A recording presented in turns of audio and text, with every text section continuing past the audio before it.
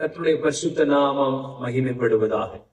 இன்றைக்கு நம்முடைய கரங்களிலே வேதாகமங்கள் இருக்கிறது. பலவிதமான வேதாகமங்கள், பெரிய எழுத்து பைபிள், சின்ன எழுத்து பைபிள், ஆண்டவர் பேசின வார்த்தைகள் மாத்திரம் ரெட் கலர் லெட்டர்ஸ்ல இருக்கக்கூடிய பைபிள், ஹேண்டி பைபிள், இப்படி பல வேதாகமங்களை நம்முடைய கரத்திலே நாம் வைத்திருக்கிறோம். ஆனால் இந்த வேதாகமம் இந்திய தேசத்திலே வருவதற்கு முக்கிய மூல காரணமா இருந்த ஒரு மனுஷன்தான் ஜீகன் பால் மிஷனரி அவர்கள்.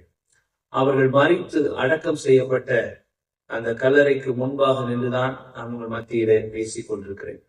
இது தரங்கம்பாடி என்கிறதான ஒரு புகழ்பெற்ற ஸ்தலத்திலே அமைந்திருக்கிறது.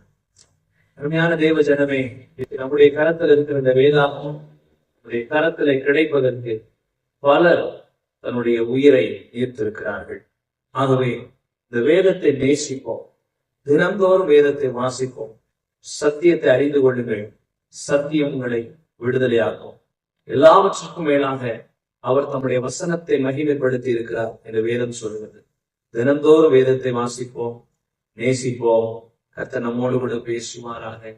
God bless you. ஆமென்.